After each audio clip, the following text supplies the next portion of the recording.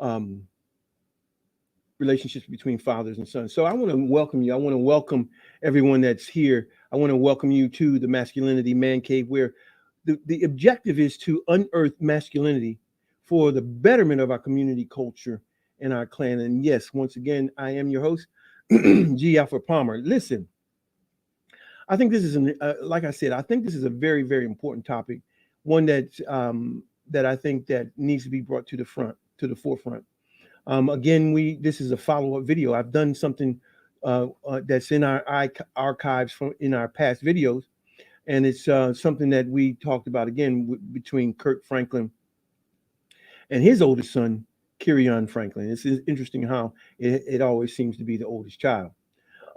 With the popularity, that's the most thing I want to say. With the popularity of the relationship between Curtis Jackson and his son, I think everyone is beginning to see the nuances that are critical relative to the relationship between a father and a son. So I thought was appropriate to delve into this topic because of 50 Cent and his son, and I think it's something that needs to be addressed. I think it's something that very much needs to be addressed. So um, what I want to say is, I mean, I've been accused of so many things. I've been accused of hating women. I've been accused of hating my mother. My sister is a woman. I'm gay, etc. And this all by people who don't even know me.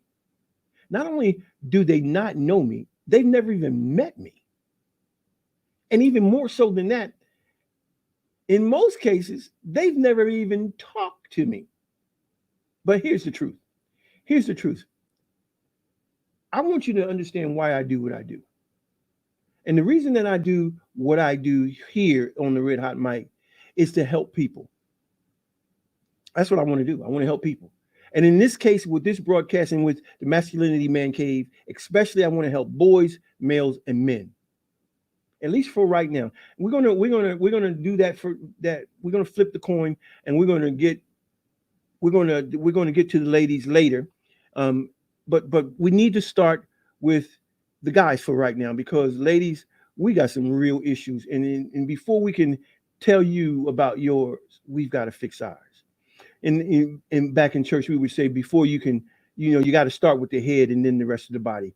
But so to help boys, males, and men make better decisions, especially decisions relationally.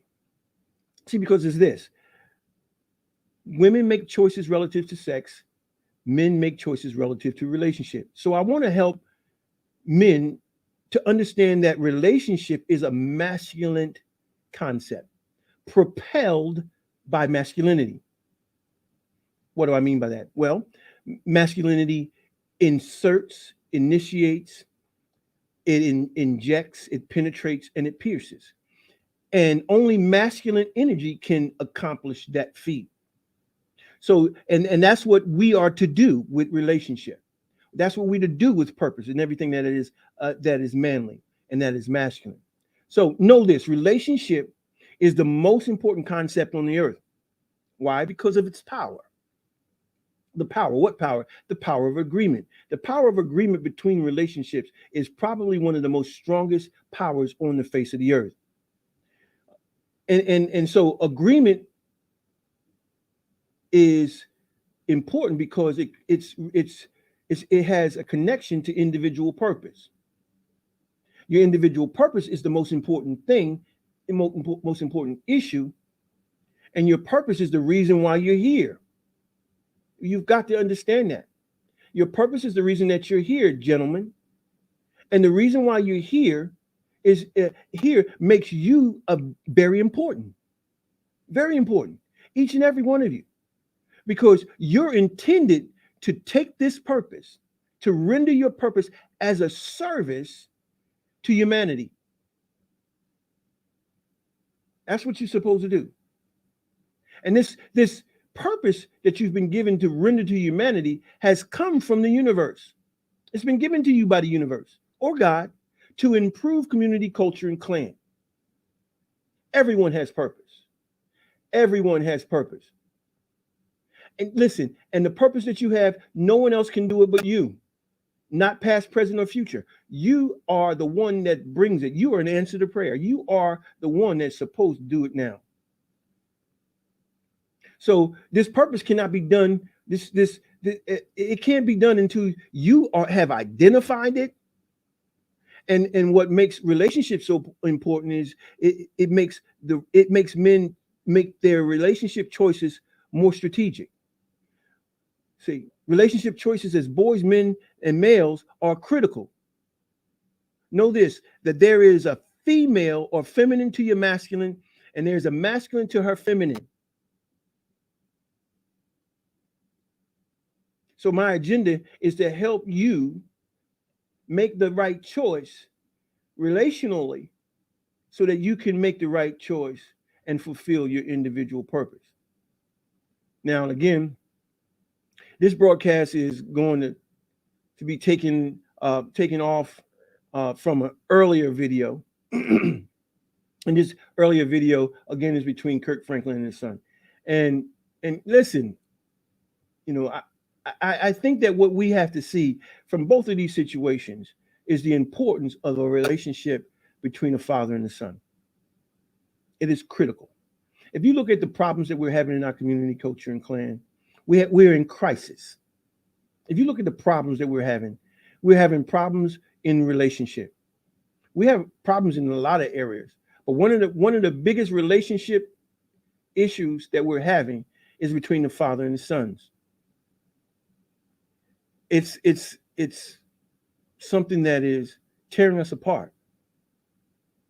And it's tearing us apart because we have sons that are not being reared by their fathers, or they're not being reared properly by their fathers because they don't know what a father is, because they haven't had a good father, or they're being ineffectively reared by their mothers because she doesn't know how to be a mother, just like the father, have issues. This crisis is leading to different type of identity crisis, gender confusion, gender resistance, ungratefulness, and the ineffectiveness of how to rear boys, males, through their boyhood and malehood in our communities and in our culture and in our clan. And as a result, we have what we have.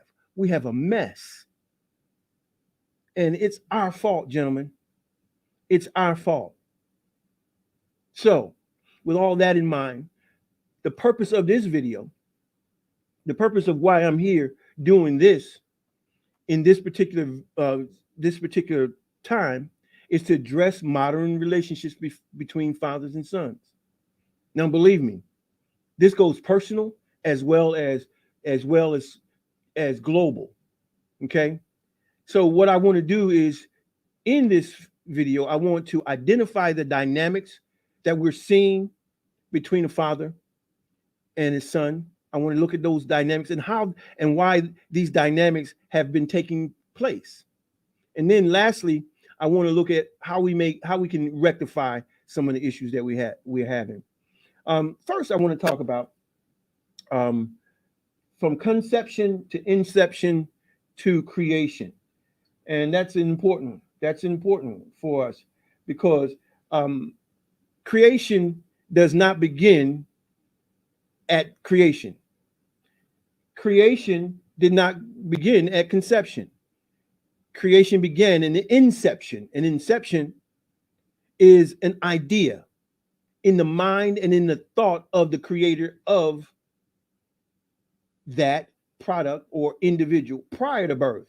You are an intentional idea. Every boy, every girl is an intentional idea, thought of the creator or the universe, and you're sent as an answer to a specific problem. Once I said again what I said earlier, you are an answer to prayer. And you need to understand this. You are not a mistake. You are an intentional idea, a very intentional idea. So let's talk about going from masculine to masculinity. Now, it's important to understand that masculine is the idea that came first. Masculine is the idea that came first. And masculine is the idea of not gender. Well, we think that masculine has to do with gender, but masculine has nothing to do with gender. And it's important to understand masculine in the original, in the intention, in the idea, and in the thought of the creator has nothing to do with gender. Okay? So masculinity moves from masculine to masculinity. Now, masculinity is how masculine entered into this, what we call atmosphere, or into earth, in this earthly realm. Masculine had to take off the E and put on the ITY, which speaks to degree, right? It speaks to order, and it speaks to scientific method. Okay. So once masculine comes into this sphere and takes off the E and puts on the ITY, how does it manifest itself here? Well, I have a video that's going to be coming up that's going to speak to the science of masculinity. We'll go into in depth into how that goes and how that happens. That's not why we're here for this particular broadcast, but you want to tune into that because it's the next one that's going to come after this. So it's important for us to understand this, that boys are born as a representation of masculine energy. I'll say that again. Boys are born as a representation in masculinity, right? And it represents masculine energy. Now, it's important to understand what masculine energy does. And I shared that with you. It injects, inserts, it initiates, it pierces, right? And it penetrates. That is the operational function of masculine. Now, when masculine came into the earth realm, it still constitutes those particular concepts, but differently. But at the same time, we're reminded of those concepts through our physical design. Masculinity has the ability through design to do those 5 things that I mentioned. And those 5 things that are mentioned is demonstrated in our physical makeup. And we have reminders in the physical realm of our being able to do those 5 things. Now, these things can only be done innately by that which is masculine and has put on masculinity. And once put on masculinity, has invoked and experienced the science of masculinity here on this earth. Again, we're going to talk about that again in another video. So let's move on. So when I start looking at the whole idea of from masculinity to boyhood, the thing that we've got to look at is this. Masculinity,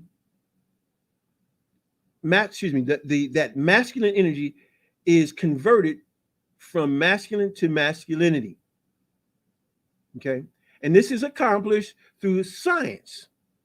Science is very important. A lot of people think that science goes against that which is spiritual, but it doesn't. It actually solidifies and it backs it up. So it's accomplished, this idea is accomplished through science and is brought precisely through chemistry, which is the branch of science that deals with the identification of a substance of which the matter is composed. So what chemistry does is give us a scientific structure, if you would, on how and what a thing is. Everything has a scientific structure, this identification code, if you would. Okay, and so this code is what we're going to be talking about in the next video that I want to talk about relative to the science. Now, when we start talking about the development, after that science is part of that science is the development of the boy, and so from ages 0 to 2, what happens is what's called the gender schema. Now, again, this is from ages 0 to 2, And in it, the child experiences or comes to answer or realize that gender is a sign or signals and communication, and this signs and symbols and communication is more likely um, communicated through gender roles, as they see the parent that has the same gender as them doing certain things. And so there is a certain kind of curiosity and drawing to that particular one that has the same equipment and does the same things as that particular child, as in gender. So it's also at this age that the consciousness stage comes into play, and the child becomes more aware, able to recognize, able to identify, and also to gain memory retention. So the child begins to grow mentally, okay? Begins to put some things together. Now, that's from 0 to 2. From age 2 to 4, Freud talked about the pleasure principle. And this whole idea of the pleasure principle. It's called that for a reason. And the reason that it's called the pleasure principle is because the child begins to identify and to seek pleasure. Certain things begin to happen in their life that they begin to seek, to identify and to seek pleasure and freedom. And this pleasure and freedom initially is found in certain experiences that that child has. And there's certain things that you can go through, that children go through, and they learn the difference between pleasure and displeasure. It's here where the child also becomes more aware of pleasure, and they begin to seek out pleasure. Now, and so this pleasure can vary in different ways depending on the child. Now, from from ages 5 to 11, according to the Kohlberg theory, gender labeling and identity causes the child to make gender assignment choices through direction, discipleship, observation, and rehearsal from a predominant gender. Now, hopefully, that predominant gender's behavior, which influences the child, is taken from the child, from the gender that mostly fits them. But if the father's not present, then it's all about that behavior that influences them. And they get into a quandary when they look and see that the body that they have is different than the influence that's outside of them. If there's a father and I'm a male and there's no father, then the cues I take is coming from the mother. And that sends a confusion, a mixed message to the child. And these things, some people think that these messages are unchangeable. I think they're changeable. They can be reprogrammed. These attitudes can be changed, but it has to be arrested by someone who knows how. The child takes on more dominant general activities in this stage, because one of the things in this age between 5 and 11 is that they begin to understand the importance of identify with powers. And these powers that they begin to identify with is force and control. The son becomes more aware of force and control, and his awareness of these two concepts begin to heighten. And by that results, he begins to learn that winning and losing is indicative or comes about by force or by control. So he can win if and through control or force. And then he learns this through sports. And so he learns that or some other activity that teaches him that force and control gets him what he's looking for. Okay. So at this stage, mothers start having troubles with their sons because force and control he sees the difference and the ability to use it, because he's getting bigger, he's getting stronger, he's maturing in his body, he's getting bigger than the mother, he's taller than the mother, he's starting to outweigh the mother, and all, et cetera, et cetera. And as a result of this, the mother is losing control of their sons. And in some cases, this is when the father is called into you need to do something with your son, when in all actuality, it's really too late. He's been already programmed by a feminine mentality that is going to eventually cause him to really resent and not follow masculine thinking. Now, sometimes the father can rescue the son, but in many, many cases, even though he's been rescued, there is still marks of the feminine mentality in him. Okay. Now, let me talk about the two male power twins. I call them male power twins.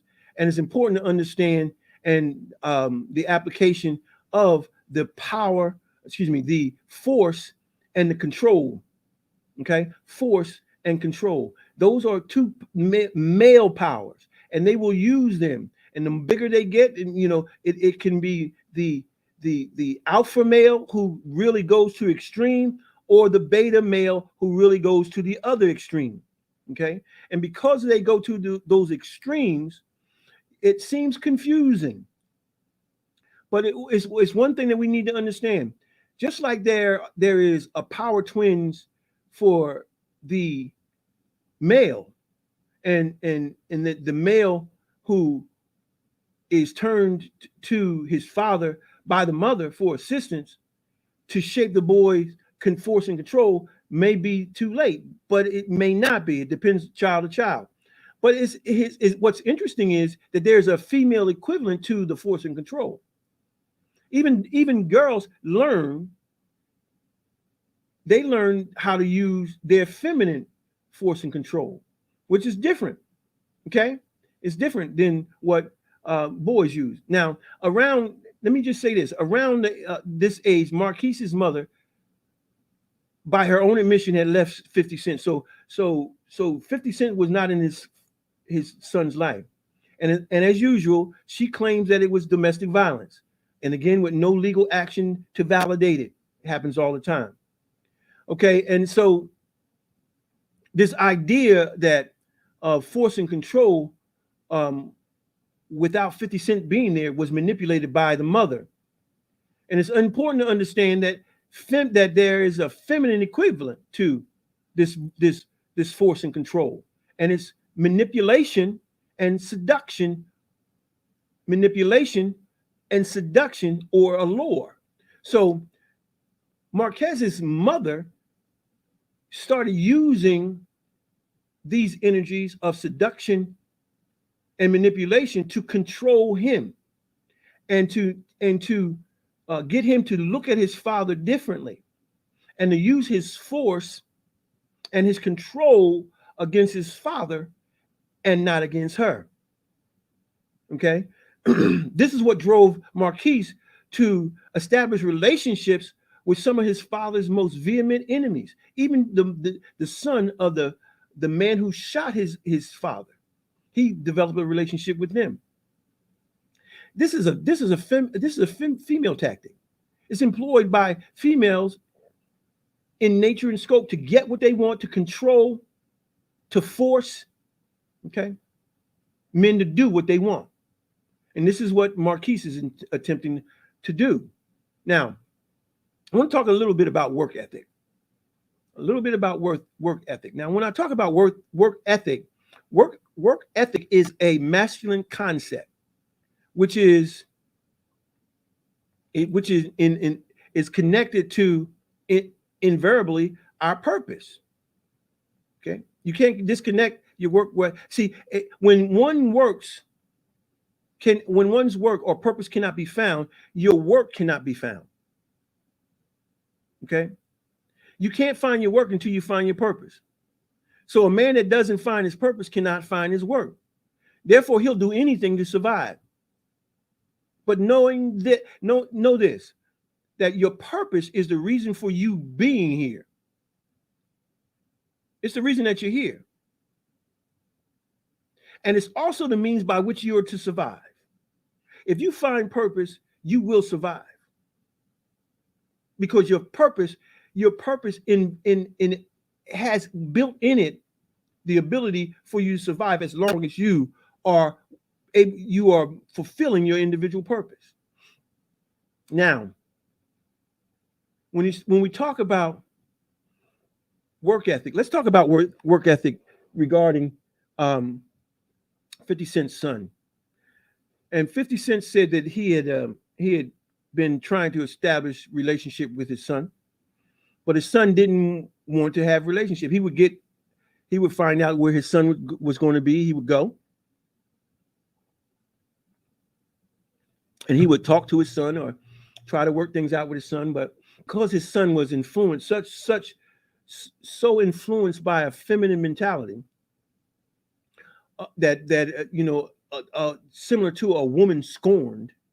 Um, a woman scorned is one that is just uh, inconsolable, and so is Marquise, because Marquise is his mentality is more feminine and masculine because of his dealings with his mother. So regarding work ethic, 50 Cent, in an attempt to mend fences, and his son, knowing that his son really enjoyed sneakers, and a lot of the young people enjoy sneakers, um, tennis shoes for some of you that don't call them sneakers. But so Marquise wanted to, he really liked sneakers. So 50 Cent found out about an individual that owned a sneaker store that was going out of business. So 50 Cent bought all of the inventory, and then called his son and told his son, well, look, here's the deal. Got all these sneakers. I'm going to send them to you. You can open an online store, and here's a way that you can start a business. And then I'll mentor you through the process and how to be. I mean, because 50 Cent, if anybody knows how to hustle, 50 Cent knows how to hustle. Now, Marquise was really happy about this idea and seemed to be looking forward to it. But once he got the sneakers, silence, total silence. He stopped contacting his father, talking to his father. It happens all the time. Why? Someone's in his ear. Who's in his ear? His mother's in his ear. And because his mother is in his ear, what eventually happens is 50 Cent has to reach out to him to find out what's going on. And when he does, he eventually finds out that Marquise has decided that he's not going to do an online store, but he's going to do a brick and mortar store. Not knowing not realizing or whatever, that costs more money, that the overhead would take money out of his pocket. But for some reason, we can guess that he was talked into a brick and mortar store. When most of us know now that a brick and mortar stores are going out of what are becoming more passe. So 50 Cent took his hands off of it like a father should. I mean, if your son is not looking for your input or looking for a relationship, then what men do is we back off. We don't force relationship. We don't force. You can't force a relationship with your son or with your child. If they don't want anything to do with you, then you just back out the way. And then some women would say, well, you have to pursue. You have to pursue. No, you don't. You do to a degree. But once a child is grown to adulthood like Marquise is old enough to make decisions for themselves. If they don't want to have anything to do with you as a father, that you have to honor that. You have to honor that as the father. Now, I know for me, where I had issues with my father, and those issues came as a result of my mother. But as I matured, eventually decided that I was going to develop a relationship with my father, independent of what my mother had told me and programmed me to believe. And when I developed a relationship and moved in and started living with my father, I found out that the things that I was taught were wrong, and I was able to begin to be reprogrammed in a lot of areas: business, manhood, uh, masculinity, all the things that I'm talking about now. So the whole idea of Marquise um, leaning toward a feminine idea shows feminine thinking and feminine mentality. Now, another thing that comes from a feminine mentality is privilege. Now, males, boys, males, girls, and females have this idea of privilege.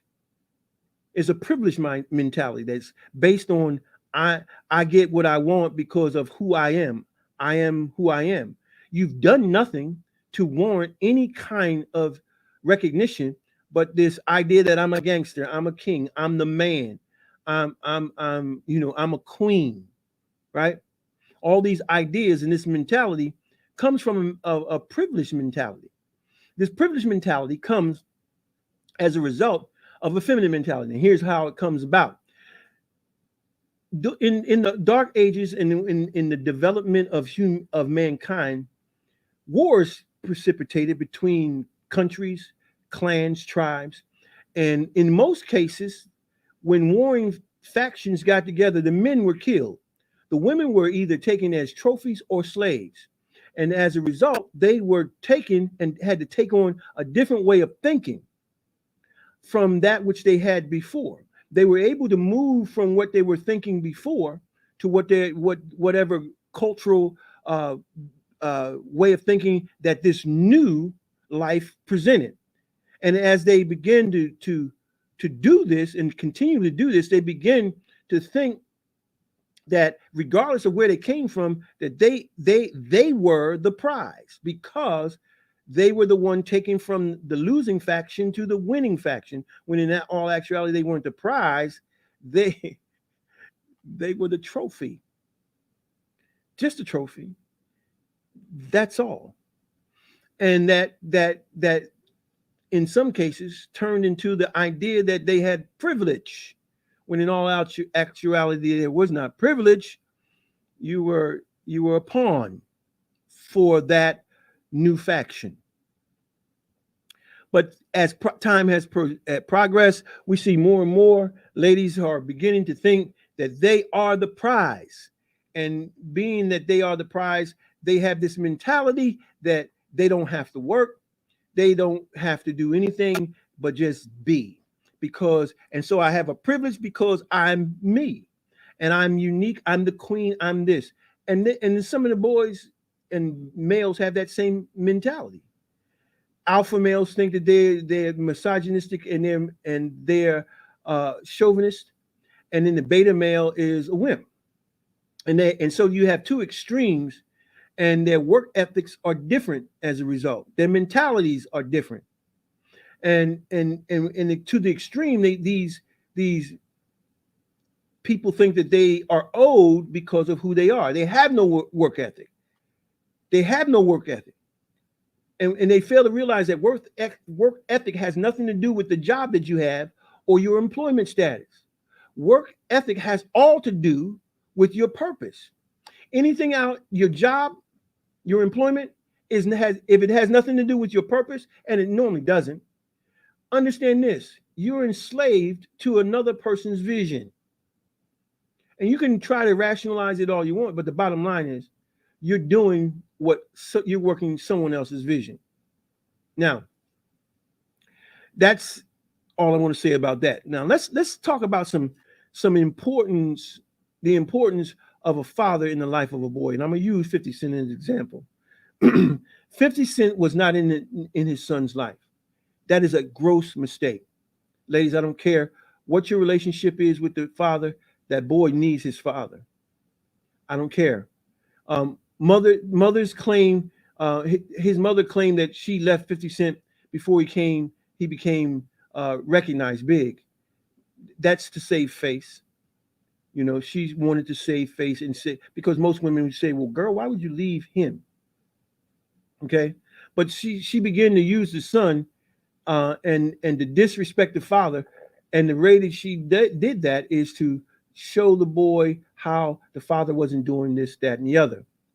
So a boy that's raised by a greedy female will be raised with a greedy mentality. And that's what happened. A boy without his father misunderstands or doesn't appreciate masculinity. And neither did Marquise. Neither does Marquise. If a son doesn't want a relationship with his father, a father must honor it. You got to let him go, even if you don't want to. because we know that the most important thing to a man is his legacy. And the most important thing to a man, not male, man, is his legacy. Men don't pursue undesired relationships. If it would just do another one. And that's what 50 Cent did. He left that child and he developed another one just like him. That's what men do. Get another one. Make another one. But understand this, if whatever you however you treat your father, it's going to come back. It's called karma. It's called karma. However your relationship is, you're going to have that relationship with yours. So if a son feels like that he's got to protect his mother but disrespect his father, he'll get that back. But understand this boy is stunted in his developmentally. He's stunted. He's stunted in his masculinity. He's stunted in his growth. He's been stunted and he's warped into thinking like a woman. He thinks like he has a feminine mentality. His thinking is more about receiving. He wanted gimme, gimme, gimme, incubation, nurturing, protection, which are all female characteristics or female traits. And that's how he thinks. Many modern sons have more tendencies that are feminine than they are masculine. Look at how our boys are now built. They are built more like women that are in the 60s than men that were in the 60s. More of our women are in modern women are bigger, are as big as football players than they were in the 60s or 70s. Okay. Some of these, and today, some of these sons are dating their mothers. They go to dinner and it's not normal. Know this, mom, he's eventually going to become too much for you to handle physically. You're not going to be able to scare him, to cuss him, or even to hit him and thinking it's going to hurt him. It's not. It's going to do what he wants to do. And your son's going to learn that force is how he's going to move. He's going to use force. And your daughter's going to learn from you how to use manipulation. And they do that to gain what they want. Okay? There's no man that will love and teach your son like his father will. So you can go get your stepdaddy and think that your stepfather, and you can get your second husband, and you think he's going to treat your son like his father would. He will not. A man, he will only get what he needs from that which he looks like. I need to say this. A son will only get from his father what the father can give him. Why? Because a stepfather doesn't see himself in that son. A father sees himself in that son. The way he walks, the way he talks, the way he eats, mannerisms, the way the clothes he wears, his build, all these certain things reminds the father that that's my son. That's my legacy. That's what a man does. I'm not talking about males. I'm talking about a man. And that's why a man is proud of his son, loves his son. But if a son has been taught to reject his father by his mother, and the boy has taken on the mentality of a woman or a female, it's not even a woman, because women know better. Women know the importance of a father. Females say they know the importance, but their behaviors doesn't show that. So understand this. A son that rejects his father and has found comfort in acting like a female, the father must let him go. He's going to have problems with men all his life because he's not a man. He's a male who has been programmed to have a feminine mentality. Some will even go further than that and want to be that.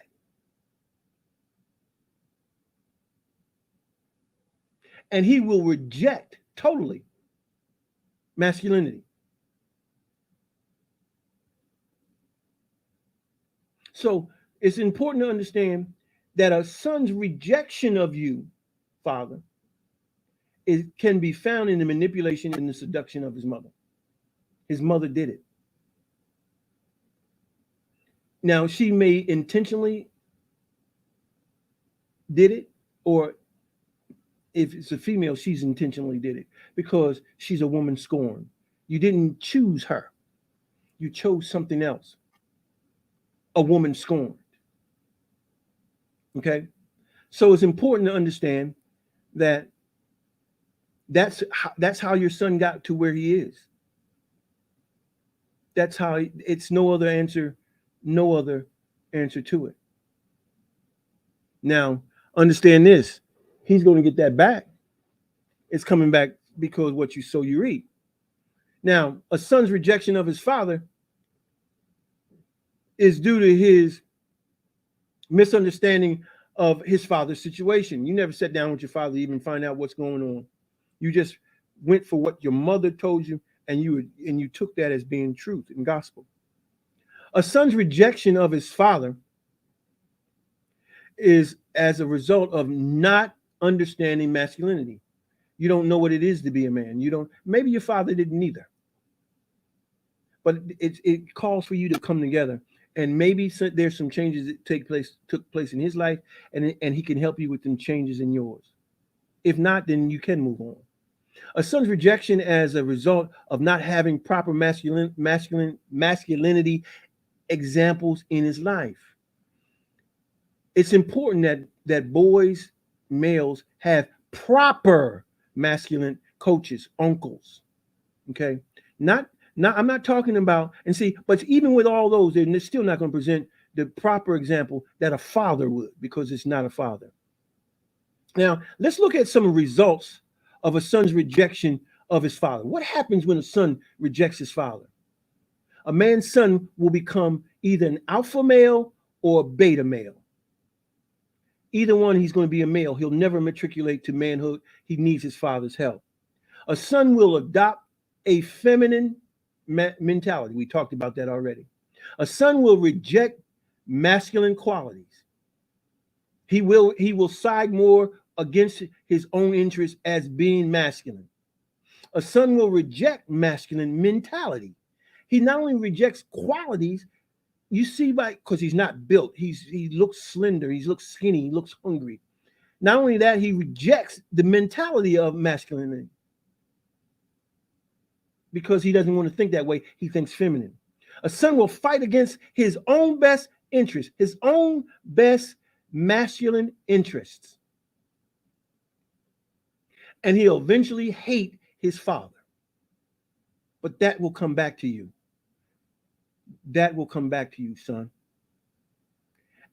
And in more times than none, they will eventually abuse women. Now, let's look at a male father's rejection of his son. A male father means someone that has not matriculated into manhood, but still has children. Understand the difference between men and males. A male may not want children. He may not want his children. He wants to just lay around and just have, he wants to do what Nick Cannon's doing. Okay, that's what a male does. A male doesn't understand the importance of legacy. I heard Nick Cannon say that's what's important to him, but his behavior doesn't show that, because you have to be in your son's life. Only males will reject their sons. A man rejects another man's offspring, but never his own.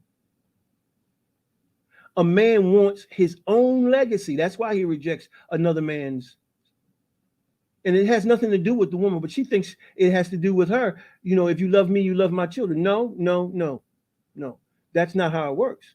A man wants his own legacy. That's not his legacy. It's you and the other guy's legacy, not his. Now, let's talk about some of the results of a male father's rejection of his son. What happens when a male father rejects his sons?